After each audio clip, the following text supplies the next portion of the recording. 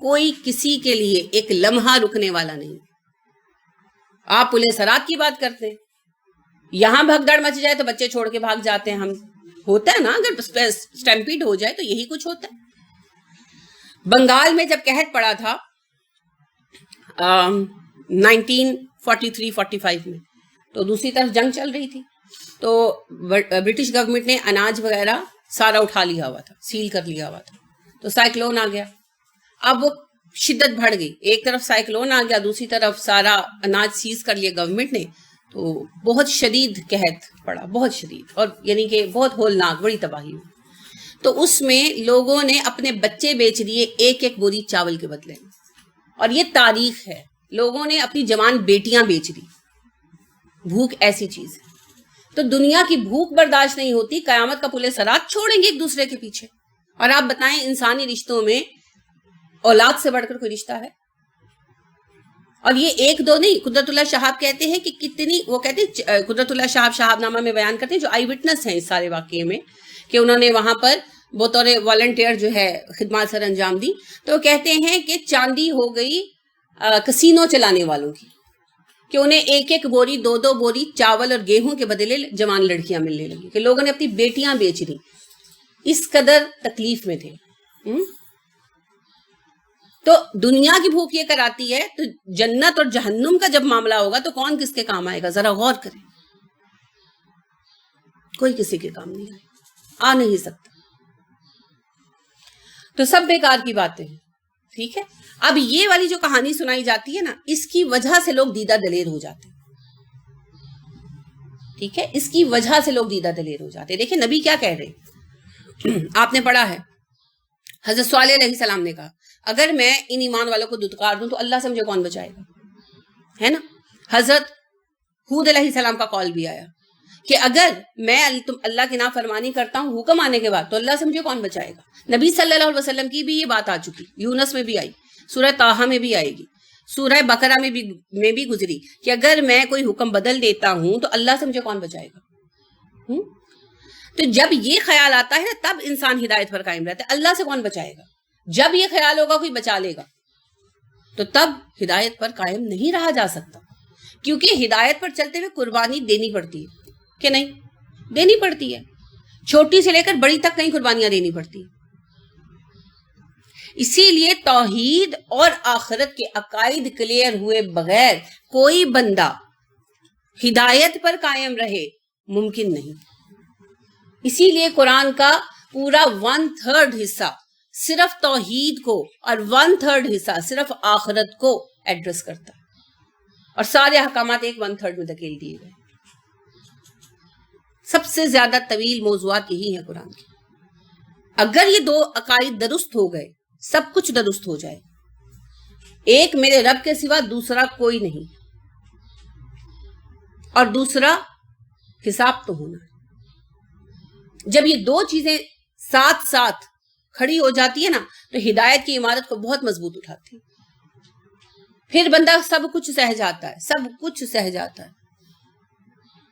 پھر وہ کوڑے بھی کھاتا ہے تو حق بولتا ہے. ہم پڑھتے ہیں نا, جیسے امام مالک کا واقعہ میں نے پڑھا, اور واقعی میں حیران ہوتی ہوں, اللہ ہی جانتے ہیں آزمائش میں کون ثابت قدمی دکھائے گا, کہ امام مالک سے ایک فتویٰ مطلوب تھا گورنمنٹ کو, اور امام مالک نہیں دے رہے تھے. تو اس بات پر انہیں کوڑوں کی سزا دی گئی. تو وہ جب تک ہوش میں رہے وہ حکومت کے اگینسٹ فتویٰ دہراتے رہے, یہاں تک کہ بے ہوش ہو گئے. پھر انہیں گھر میں نظر, پہلے قید کر دیا گیا, پھر جب حکومت بدنام ہونے لگی کیونکہ وہ بہت بڑے عالم تھے, تو پھر انہیں آزاد تو کر دیا, گھر میں نظر بند کر دی. تو پھر گھر میں تنہائی میں ان کے پڑھانا چلانا سب پابندی لگا دی. پھر گھر میں کافی عرصہ نظر بند رہے. اتنا کچھ سہا, کمپرومائز نہیں کیا. وجہ اللہ رب کریم کو کیا منہ دکھاؤں گا, یہ تو وقتی باتیں تو نکل جائیں گی, قیامت کے دن کیا کروں. تو جب تک یہ یقین پیدا نہیں ہوتا کہ اللہ کے اور میرے درمیان کوئی تیسرا نہیں ہے, تب تک توحید مکمل نہیں ہو سکتی. اور ہر قوم اسی طرح بہکی کہ مجھے اللہ سے فلاں بچا لے گا اور فلاں بچا لے گا. ضروری نہیں ہے کہ ان قوموں نے بت ہی بنائے ہوں. ٹھیک ہے, اب آپ نے پڑھا باقاعدہ قوم سمود نے کہا حضرت صالح سے کہ تم یہ چاہتے ہو کہ ہم انہیں چھوڑ دیں جنہیں ہمارے باپ دادے پوچھتے آئے ہیں. حضرت ہود سے بھی ان کی قوم نے کہا کہ جنہیں ہمارے باپ دادے پوچھتے آئے ہیں ہم انہیں چھوڑ دیں. لیکن دلچسپ بات یہ ہے کہ ان کے کھنڈرات میں کوئی بت کوئی مورتیاں نہیں ملتی. تو پھر کس کو پوچھتے تھے؟ جیسے برے صغیر میں مہنجو دڑو وغیرہ کے کھدائیوں میں بت نکلے ہیں، ان کے کھنڈر تو اوپن ہیں مگر کوئی بت نہیں ملتے. تو پھر کن کو پوچھتے تھے؟ کن کو چھوڑنے کی ڈیمانڈ تھی جو کر رہے تھے حضرت صالح، حضرت ہود علیہ السلام؟ وہی قبریں جنہیں آج ہم پوجتے ہیں، انہوں نے اپنے نام نہاد لوگوں کی بنا رکھی ہوں گی. ٹھیک ہے، تو یہاں بھی اہل مدین کے ہاں بھی کوئی ایسے بت وغیرہ کا تذکرہ ہمیں نہیں ملتا. ہو سکتا ہے کوئی ایک آدھ ہو بھی، لیکن کوئی تذکرہ نہیں ملتا. نہ ہی مدین کی آبادی میں کوئی ایسے آثار ملے ہیں. لیکن ایک بات طے ہے، مشرک یہ بھی تھے. تو شرک کی یہ ایک مستقل شکل ہے. میں آپ کو یہ بھی ایک بات بتاؤں، بنیادی طور پر بنی اسرائیل جو ہیں بت پرستی میں نہیں آئے. لہٰذا یہود مدینہ میں رہتے تھے تو بت پرست تھے. آج بھی بت پوجتے ہیں؟ نہیں، عیسائی لگاتے ہیں مجسمے، یہودی نہیں لگاتے. لیکن مشرک ہیں نا مشرک. کیسے؟ جیسے ہم ہیں، ہم انہی کے نقش قدم پر چل کے مشرک ہوئے ہیں. عیسائی ہوتے بت بنا لیے، عیسیٰ علیہ السلام کا بنا لیا، مریم کا بنا لیا، پھر اپنے ہر سینٹ کا بنایا، تصویریں لگائیں، بت لگائے. یہود نے تو کچھ بھی نہیں لگایا. ہماری مسجدوں کی طرح ان کے صوموں میں بھی کچھ نہیں ہوتا، لیکن وہ مشرک ہیں. کیوں؟ وہ بھی اسی طرح پیروں ولیوں بزرگوں کو پوجتے ہیں جیسے ہم پوجتے ہیں.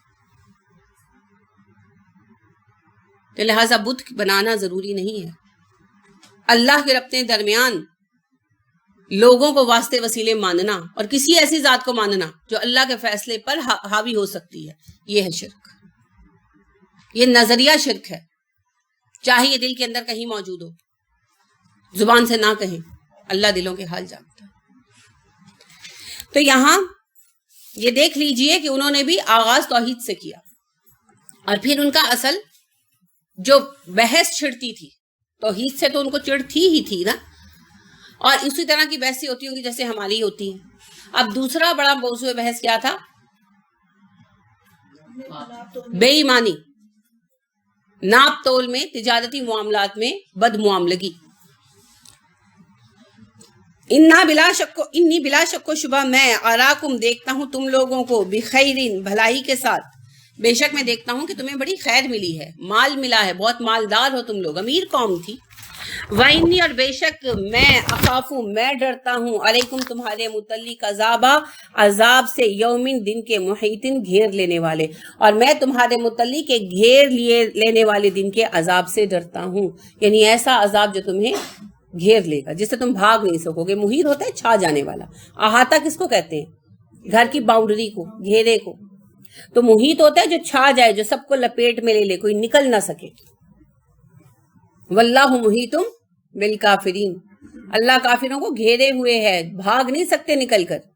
اسی معنی میں ہے محیط. یوم محیط، وہ دن جس سے بچ نہیں سکو گے.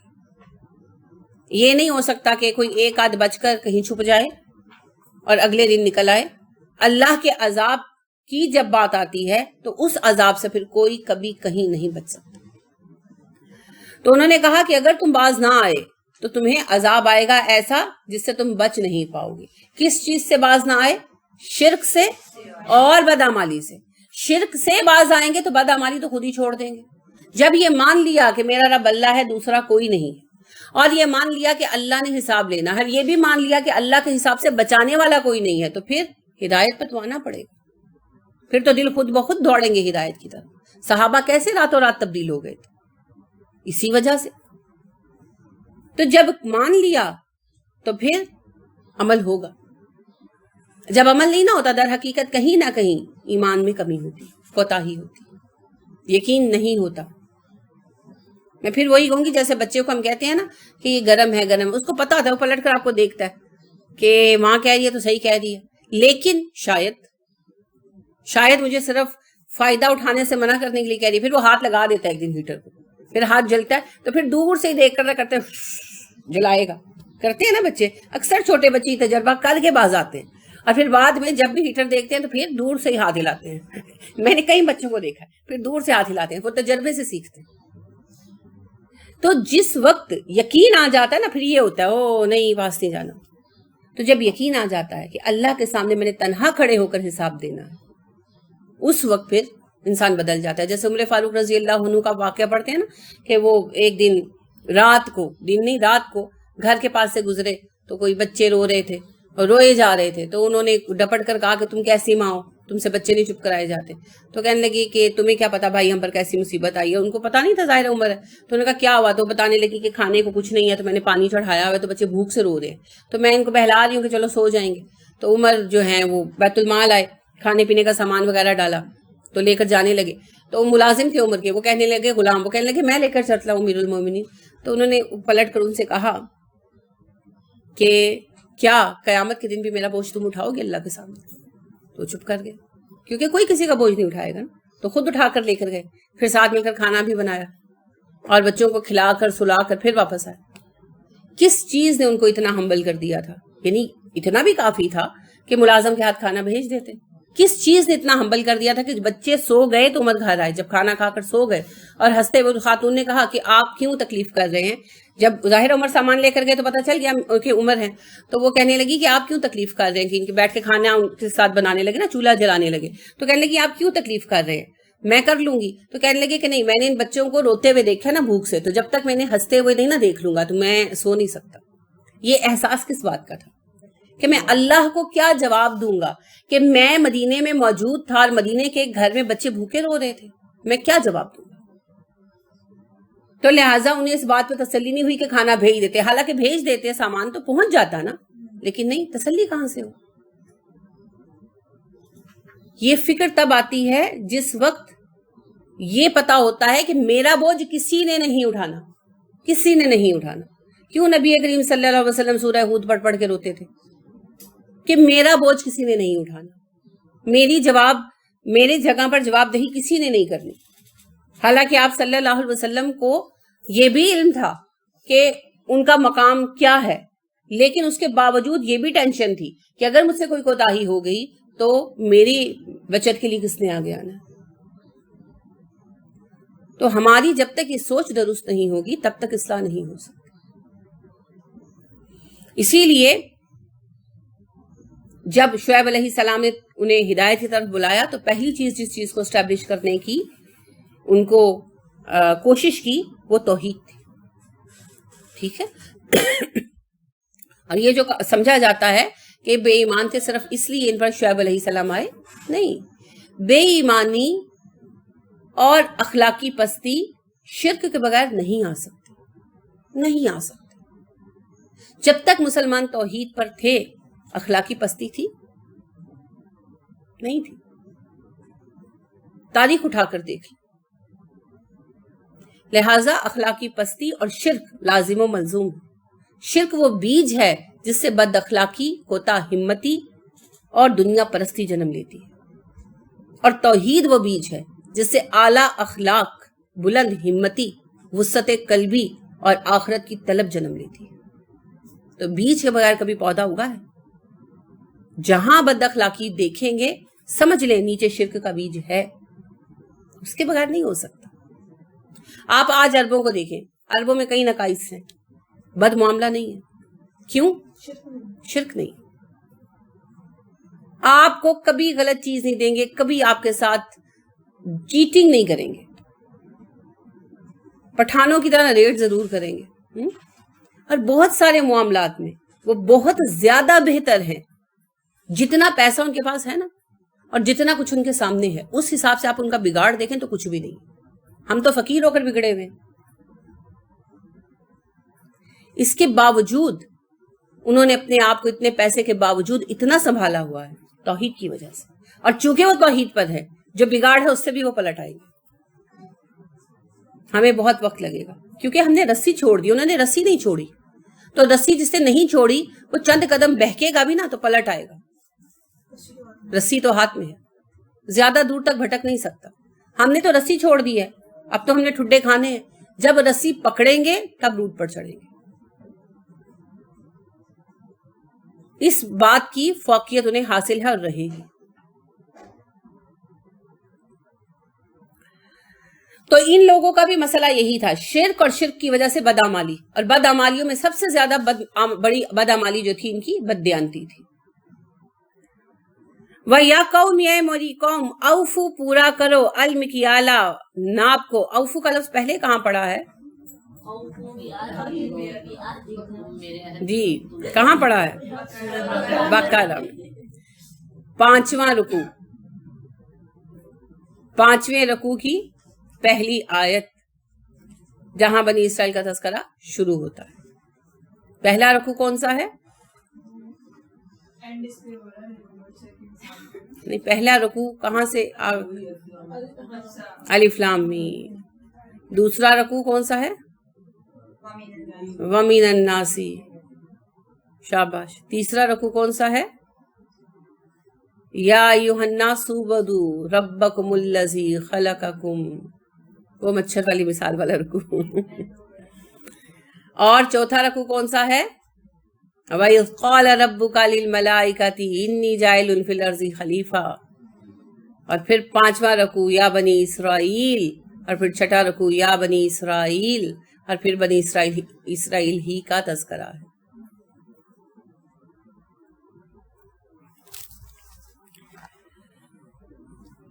تو اوفو کا لفظ بالکل آپ نے اس میں پڑھا ہے. وَيَا قَوْمِ أَوْفُوا الْمِكْيَالَ وَالْمِيزَانَ بِالْقِسْطِ. اے میری قوم ناپ اور تول دونوں کو انصاف کے ساتھ پورا کرو. مکیال ناپنے والی چیزیں جیسے فیتے سے ناپتے ہیں کپڑا وغیرہ، اور میزان جو تولی جاتی ہیں، جو گندم اناج کی قسمیں وغیرہ، سب کو پورا پورا تولا کرو. کیسے کرتے ہیں؟ ایسے کھینچ کر کپڑا ناپتے ہیں، اور جب آپ گھر آ کر وہ 2.5 گز کے کپڑے کو دیکھتے ہیں تو وہ 2.25 گز سے قریب نکلتا ہے نا، 4-5 انچ بچا لیتے ہیں. کیا بنتا ہے اتنے کپڑے میں؟ کچھ نہیں بنتا. ہاں، قیامت کے روز وہ کپڑا کندھوں پر لدا ہوگا اور سرسرا رہا ہوگا. اس وقت پتہ چلے گا اس کا بوجھ کتنا. دنیا میں کیا بنتا ہے؟ کچھ نہیں بنتا، کچھ نہیں بنتا. وَلَا نَا تَبْخَسُوا. تم کم کر کے دو بے خیسین الناس لوگوں کو اشیاءہم ان کی چیزیں، لوگوں کو ان کی چیزیں تھوڑی کر کے کم کر کے نہ دیا کرو. یعنی چیز میں سے ڈنڈی مت مارا کرو جیسے ہم کرتے ہیں. آپ دیکھیں، آپ فروٹ لے رہے ہیں، اب بیچ میں پھل والا 2 پھل ڈال دیتا ہے، اور وہی 2 گھر آ کے آپ دیکھتے گندے نکلے، ہے نا؟ تو اگلے کا مال کم کر کے دینا ہے نا. بے وقوفی کی بات ہے. آپ آخرت کو بیچ رہے ہیں دنیا کے بدلے. ٹھیک ہے، کیا ملنے والا ہے؟ اور آپ کو پتہ ہے بددیانتی تجارت میں کتنا بڑا گناہ ہے. مجھے اس کی سمجھ آتی ہے اس حدیث سے، جو ہاں جی، جو وہ خاتون تھیں جنہوں نے زنا کیا تھا اور نبی صلی اللہ علیہ وسلم کے پاس خود آئیں، اعتراف جرم کیا. آپ صلی اللہ علیہ وسلم نے ان سے کہا کہ اچھا آپ حاملہ ہیں؟ انہوں نے کہا جی. تو انہوں نے کہا حمل کے وضع حمل کے بعد آنا. وضع حمل کے بعد آئیں تو آپ نے کہا اچھا بچہ دودھ پیتا ہے بعد میں آنا. روٹی کھانے لگے. پھر جب وہ دوبارہ آئیں تو بچہ ان کے ساتھ ساتھ چل رہا تھا، اس کے ہاتھ میں روٹی کا ٹکڑا تھا جو وہ کھا رہا تھا. تیسری دفعہ آئیں. اب آپ صلی اللہ علیہ وسلم کے پاس کوئی بہانہ نہیں رہ گیا تھا، تو آپ نے پھر رجم کا حکم دیا، تو وہ رجم کی گئی. تو واپس آئے تو آپ صلی اللہ علیہ وسلم نے کہا کہ کیا رہا؟ تو ایک صحابی نے کہا کہ اس خبیث عورت کے خون سے میرے کپڑے خراب ہو گئے.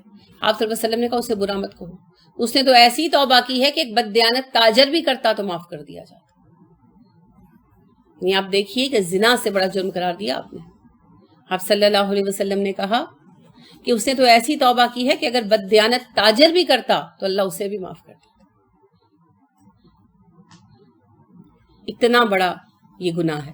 تو اگر کوئی بچی کسی کے ساتھ افیئر چلا لے، زنا تو بڑی دور کی بات ہے، ہم اس خاندان کا جینا حرام کر دیتے ہیں. اور گھر گھر میں ہمارے مرد جو ہیں وہ کاروبار میں بددیانت ہیں، اور ذرا بھی کون پر جو نہیں رینگتی جی اللہ کا فضل ہے ہمارے پاس مال ہے. اس طرح سوچ. وہ بڑے بڑے گناہ جو قوموں کی تباہی کا سبب بنے ہیں، ہم نے انہیں ہلکا سمجھ لیا ہے، مذاق سمجھ لیا ہے. تو جی کاروباری چھوندا ہے جی، نقص نہیں بتاتے کاروبار کا. چیز میں جو نقص ہے وہ نہیں بتاتے تاکہ چیز بک جائے. دھوکہ دہی, بہت سارے جرائم ہیں اس کے اندر.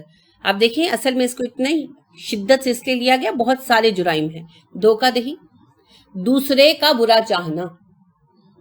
برا چاہنا ہے نا بھائی, اگلا بیچارہ کپڑا لینے آیا, آپ نے خراب کپڑا اٹھا کر دے دیا, اب اگلے کا نقصان ہو گیا, آپ نے پلان کر کے اسے نقصان پہنچایا, آپ نے غلط چیز اٹھا کر دی اس کو لپیٹ کر اس طرح رکھا کہ اس کا نقص نظر نہ آئے, پلان کر کے اگلے کو نقصان پہنچایا, تو بدخواہی مومن کی. پھر حرام طریقے سے اگلے کا مال لینا, حرام طریقہ ہے نا. اگر وہ جان جاتا کہ اس چیز میں عیب ہے تو لیتا نہیں, لیتا تو اس عیب کو چھپا کر اس کو چیز دی, تو حرام طریقے سے مال لیا اس کا. اور پھر مسلمان کی بدخواہی کرنا, پھر اللہ رب کریم کے احکامات کی خلاف ورزی, اور پھر پوری تجارت کو نقصان پہنچانا. کیونکہ جیسے جیسے لوگوں کا اعتماد ہٹے گا تو ان کا اس اکانومی کی, جب وہاں سے چیز لینے کا رواج ختم ہوگا تو وہ اکانومی ہلنا شروع ہوگی, اور اس کا آغاز ایک آدھ بندے سے ہی ہوتا ہے. اسی لیے ہم اپنے بزرگوں کو دیکھتے ہیں کہ اپنے کاروبار میں بڑے محتاط رہا کرتے تھے, اور نبی کریم صلی اللہ علیہ وسلم بازار کا باقاعدہ ٹور کرتے تھے اور چیزیں چیک کرتے تھے. تو ایک مرتبہ آپ صلی اللہ علیہ وسلم گزرے, ایک صاحب غلہ بیچ رہے تھے, تو آپ نے غلے کو چیک کرنے کے لیے بیچ میں ہاتھ ڈالا تو نیچے سے غلہ گیلا تھا. آپ نے کہا یہ کیا ہے؟ وہ کہنے لگے جی اس پر بارش پڑ گئی تھی. آپ نے کہا اوپر کیوں نہیں ڈالا؟ اور پھر آپ نے کہا فمن غشا فلیس منا, جو ملاوٹ کرتا ہے وہ ہم میں سے نہیں ہے.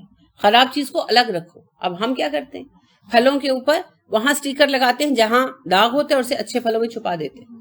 اب ہم وہی فیل کر رہے ہیں, اور آپ نے کہا جو ملاوٹ کا مرتکب ہوا وہ ہماری امت کا حصہ نہیں ہے.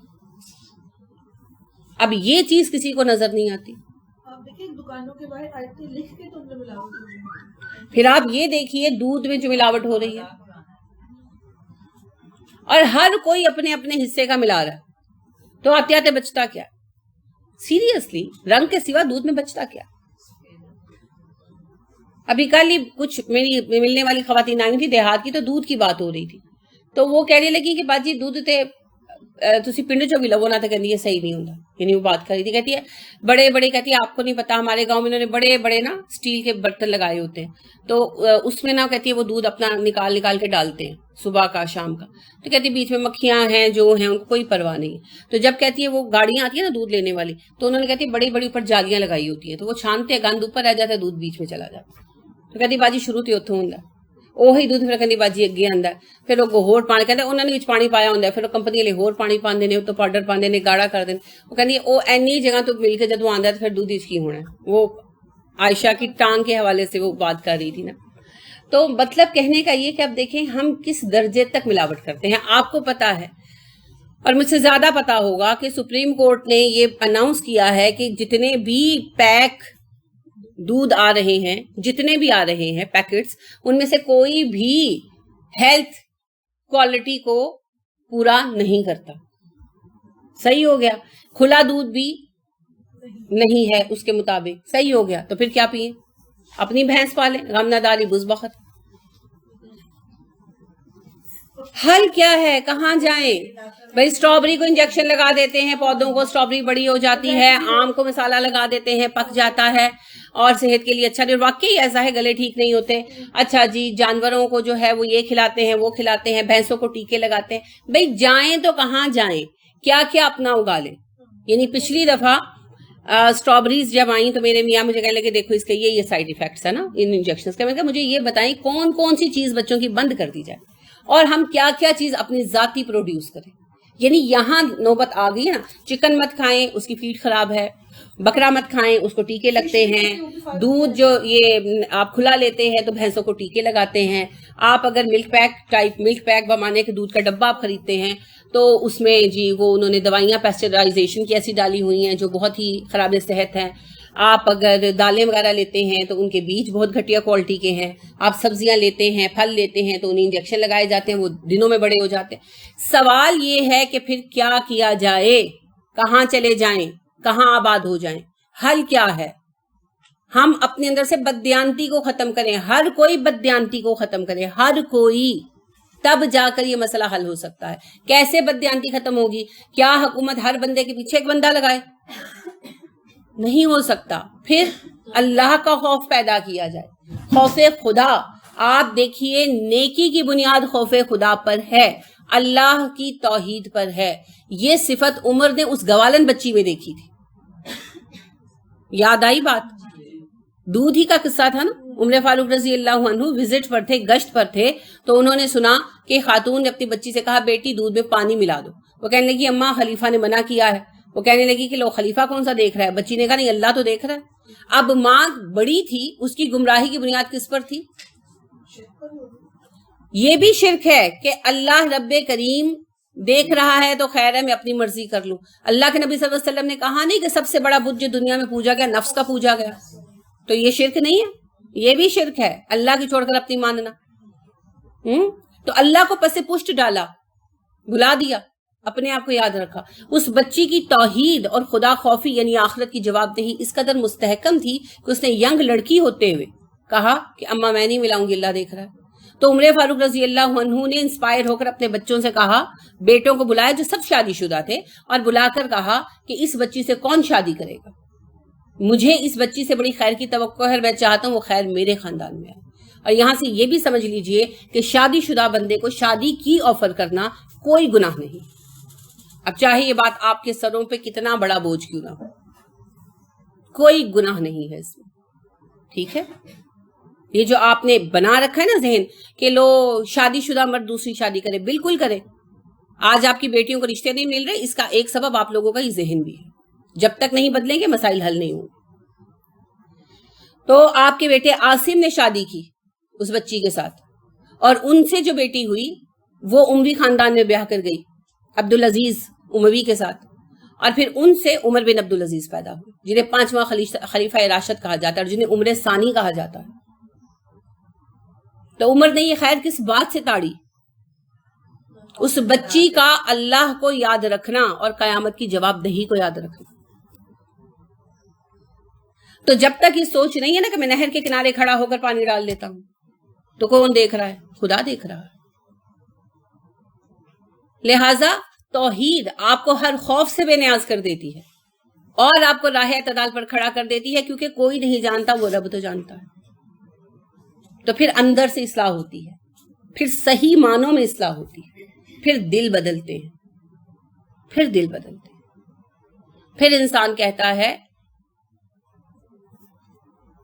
کہ میں ہوں اور میرا رب ہے, مجھے کسی کی پرواہ نہیں ہے, جو ہوتا ہے ہو جائے.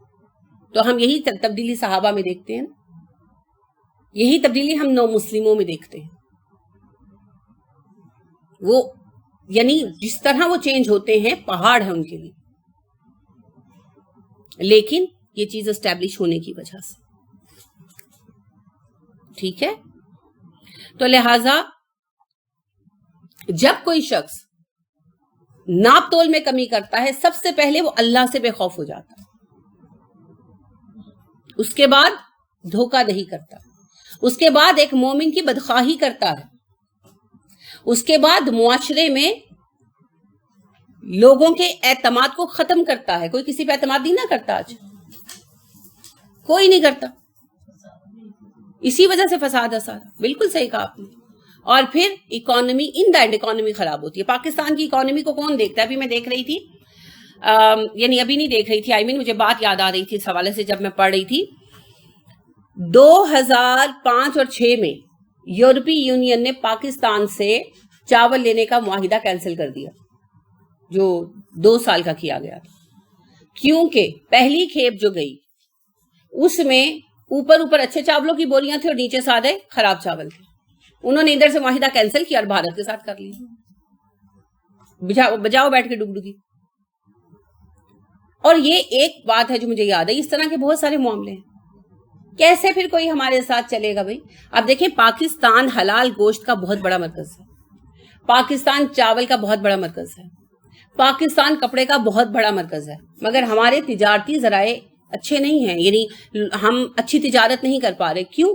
لوگ ٹرسٹ نہیں کرتے ہم پر. ہم ٹرسٹ کرتے ہیں, یعنی ایک جاپانی پیک چیز ہے آپ خوشی سے لے لیتے ہیں, اور اگر پاکستانی چیز ہے تو نہیں دل کرتا، کیونکہ دھوکہ ہے، دھوکہ اتنا زیادہ ہے کہ جلدی یقین نہیں آتا. حالانکہ بڑا اچھا کام بھی ہو رہا ہے، میں یہ نہیں کہہ رہی، اچھا کام ہو رہا ہے تو ملک چل رہا ہے، لیکن دھوکے کی وجہ سے اچھے لوگ بھی بدنام.